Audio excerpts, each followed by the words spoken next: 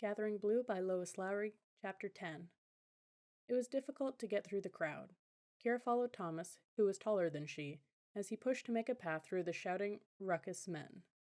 She recognized some. The butcher was there, cursing as he argued with another man, and she could see her mother's brother, too, in a group comparing the weights of their weapons with loud bragging comments. Kira had not been much in the world of men. They led very separate lives from those of women. She had never envied them. Now, as she found herself jostled by their thick, sweat-smelling bodies, as she heard their muttered angry comments and their shouts, she found herself both frightened and annoyed. But she realized that this was hunt behavior, a time for flaunting and boasting, a time for testing each other. No wonder Matt with his childish swagger wanted to be part of it. A light-haired man with blood smeared on his arm turned from a shoving match and grabbed at her as she hurried by. "Here's a trophy," she heard him call out, but his companions were preoccupied with their argument. Using her walking stick as a prod, she pushed the man away and wrenched her wrist free from his grasp. "You shouldn't be here," Thomas whispered when she caught up with him. They almost reached the side of the square where they had last spotted Matt. It's always only men, and at hunt time, they act brutish. Kira knew that. She could tell from the smell, the coarse quarreling, and the noise that it was not a place for girls or women, and she kept her head lowered and her eyes on the ground, hoping not to be noticed and grabbed again. "There's Branch," she pointed at the little dog, who recognized her and wagged his crooked stub of a tail. "Matt will be nearby." With Thomas beside her, she pushed her way through and found him, still prancing with his spear. Its sharp point was dangerously close to the other tykes. "Matt!" she called in a scolding voice. She saw her, waved and grinned. "I'm Matty now," he called. Exasperated, Kira grabbed the spear shaft just above his hand. "You won't be 2 syllables for a long time, Matt," she said. "Thomas, take this." She removed the spear from Matt's grasp and handed it carefully to the carver. "Yes, I be," Matt said, laughing and proud. "Looky here, I've got me a manly pelt." The little boy raised both arms above his head to show her his joke. Kira looked. His underarms were thick with some kind of growth. "What is that?" she asked him, then wrinkled her nose. "It smells terrible." She touched it, pulled some away, and began to laugh. "Matt, that's swamp grass. It's awful stuff. What do you mean plastering yourself with it?" She could see that he'd smeared it on his chest as well. Thomas handed the spear to a man who grabbed it eagerly. He looked down at Matt, who was wiggling under Kira's hand on his shoulders. "You look like a beast, boy." "What do you say, Kira? I think it's time we showed Matt the bathroom. Shall we clean him up and wash his second syllable away?" At the word wash, Matt wiggled harder, trying to get free, but Thomas and Kira both held him, and finally he allowed Thomas to pick him up and carry him on his shoulders, towering over the crowd. Now that the dangerous fascination of the spear was gone, Matt's group of young admirers dispersed. Kira could hear Matt calling from his perch above the noisy shoving men. "Looky here at Beast Boy!" No one looked or cared. She found Branch underfoot and picked him up to keep him safe from so many trampling feet. Carrying the dog tucked under her free arm, Kira leaned on her stick and followed Thomas. They edged their way around the crowd and back into the quiet of the building's corridors. Kira listened, laughing, to the wails and whimpers as Thomas mercilessly scrubbed both Matt and Branch in his bathroom tub. "Not me hairs, too," Matt howled in protest as Thomas poured water over his tangled mop of hair. "You're drowning me." Finally, with Matt pink-faced and subdued, his washed hair toweled into a halo, and his clean body wrapped in a blanket, they shared their meal. Branch shook himself briskly, as if he had just played in the stream, then settled himself on the floor and nibbled at scraps they handed to him. Matt sniffed warily at his own hand and grimaced. "That soapy's horrid awful," he said, "but I like the food," he added, and filled his plate again. After dinner, Kira brushed his hair while he complained loudly. Then she held a mirror for him.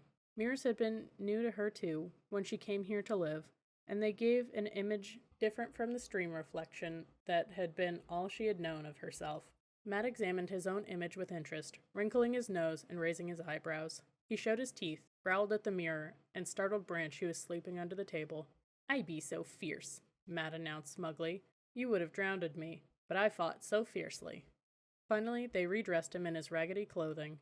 He looked down at himself. Then he reached suddenly for the leather thong around Kira's neck. "Gimme," he said. She pulled back, annoyed. "Don't, Matt," she told him, and pulled her necklace loose from his hand. "Don't grab. If you want something, you should ask."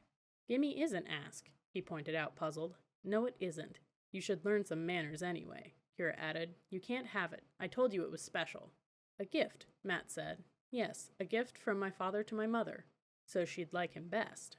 Kira laughed. Maybe so, but she already liked him best. I want a gift. I never be having one.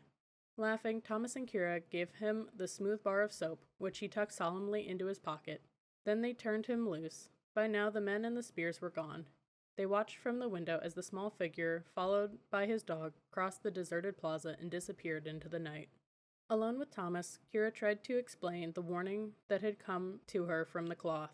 It creates a feeling in my hand, she explained hesitantly. Look. She took it from her pocket and held it towards the light, but it was still now. She could feel a kind of comfort and silence from it, nothing like the tension that had stirred it earlier, but she felt disappointed that it now seemed no more than a scrap of cloth. She wanted Thomas to understand. She sighed. I'm sorry, she said. It seems lifeless, I know, but there are times. Thomas nodded. Perhaps the feeling is for you alone, he said. Here, I'll show you my bit of wood. He went to a shelf above the table where he kept his tools and took down a piece of light-colored pine, small enough to fit into the palm of his hand. Kira could see that it was intricately decorated with carved designs that interwove around it in complicated curves. You carved this when you were just a tyke? She asked him in surprise. She had never seen anything so extraordinary. The boxes and ornaments that were on his work table, beautiful in their own way, were much simpler than this small piece. Thomas shook his head. I began to, he explained. I was learning to use the tools. I began to try them on this small chunk of wood that had been discarded, and he hesitated. He stared at the piece of wood as if it mystified him still. It carved itself? Kira asked. It did. It seemed to, at least. It was the same for me with the cloth. It's why I understand the way the cloth speaks to you. The wood speaks in the same way. I can feel it in my hand. Sometimes it warns you? Kira asked, remembering how the cloth had seemed to tense and tremble when she saw Matt holding the spear. Thomas nodded. And calms me, he added. When I came here so young, sometimes I was very lonely and frightened, but the feel of the wood was calming. Yes, the cloth is soothing at times too. I was fearful here at first, the same as you, when everything was so new. But when I held the scrap, I felt reassured. She thought for a moment, trying to picture what this life in the edifice must have been like for Thomas, brought here very young. I think it's easier for me because I'm not alone as you were, she told him. Jameson comes every day to look at my work, and I have you just down the corridor. The two friends sat silently for a moment. Then Kira replaced the cloth in her pocket and rose from her chair. I must go to my room, she said. There's so much to do. Thank you for helping me with Matt, she added. He's a naughty tyke, isn't he? Thomas returned the carved piece to the shelf, agreed with a grin. Horrid naughty, he said, and they laughed together with affection for their little friend.